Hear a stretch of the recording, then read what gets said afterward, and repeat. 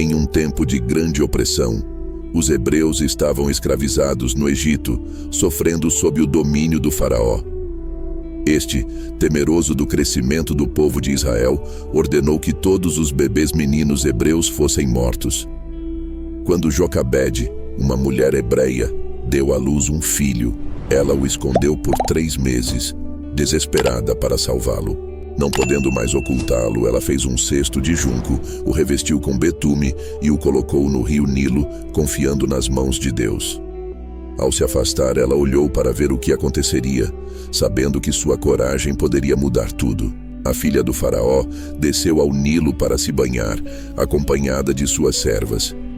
Enquanto se refrescava, ela percebeu o cesto flutuando nas águas e mandou suas criadas o trazerem até ela.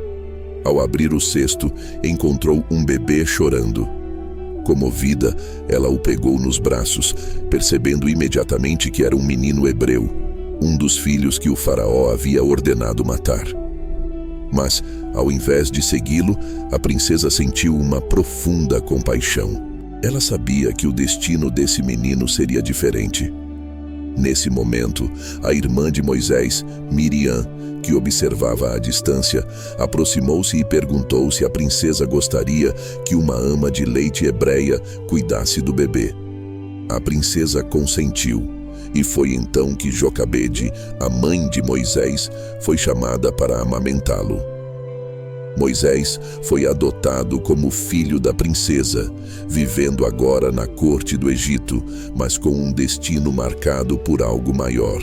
Moisés cresceu no palácio do Egito, rodeado de riquezas e luxo. Criado como filho da filha do faraó, ele recebeu a melhor educação, aprendeu as artes da liderança e os costumes egípcios. No entanto, à medida que envelhecia, uma inquietação crescia dentro dele. Embora fosse tratado como príncipe, algo o incomodava profundamente.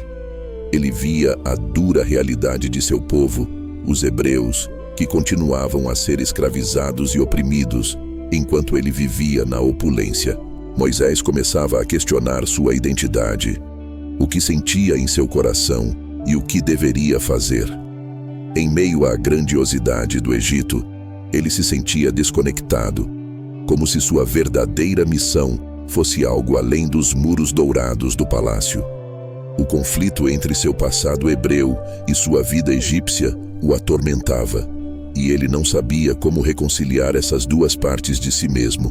Certo dia, Moisés saiu do palácio e viu um egípcio espancando um hebreu. O sofrimento do homem hebreu tocou profundamente seu coração. Olhando para os lados e vendo que ninguém o observava, Moisés se aproximou e, com raiva e desespero, matou o egípcio, escondendo o corpo na areia.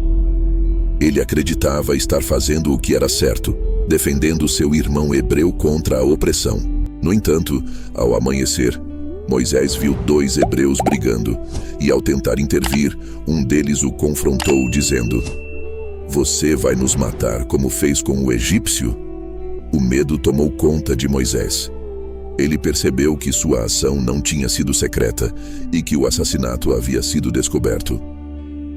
Temendo pela sua vida, ele se retirou rapidamente e fugiu para o deserto, deixando para trás a vida que conhecia e se afastando das tensões que o atormentavam no Egito. No Egito, a notícia do assassinato de Moisés se espalhou rapidamente, chegando aos ouvidos do faraó. O rei ficou furioso ao saber que um egípcio tinha sido morto por um homem que ele acreditava ser parte de sua própria família. Temendo pela sua vida, Moisés soube que não podia mais permanecer no Egito. Ele também soubera que o faraó estava em busca de sua captura. Com o coração pesado, ele reuniu suas coisas e fugiu sem olhar para trás. Sua fuga o levou ao deserto de Midian, longe das terras que um dia chamara de lar. Na solidão do deserto, Moisés sentiu o peso da perda e da decisão. Ele não sabia o que o futuro lhe reservava, mas estava determinado a recomeçar, sem saber que Deus o estava guiando para um destino muito maior do que qualquer coisa que ele pudesse imaginar. No deserto de Midian, Moisés encontrou refúgio em uma terra estranha, longe de sua vida anterior.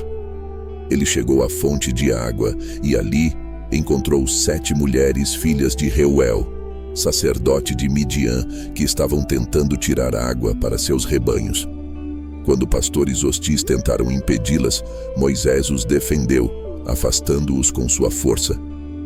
As mulheres, impressionadas com sua coragem, voltaram à casa de seu pai e relataram o acontecido. Reuel, também conhecido como Jetro, convidou Moisés para ficar em sua casa. Moisés aceitou e, ao longo do tempo, se tornou um membro da família. Ele se casou com Zípora, uma das filhas de Jetro, e passou a viver como pastor, cuidando das ovelhas de seu sogro. No entanto, o vazio de seu passado ainda o seguia, e Moisés sentia que sua verdadeira missão ainda estava por vir, mesmo que não soubesse exatamente o que isso significava.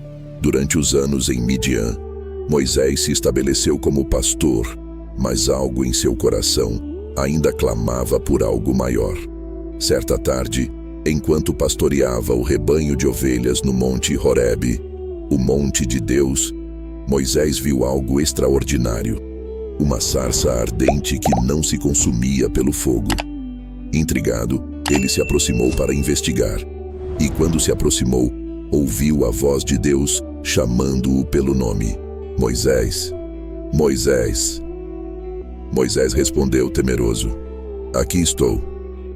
Deus lhe disse que ele havia ouvido o clamor do seu povo, os israelitas, e que era hora de libertá-los da escravidão no Egito.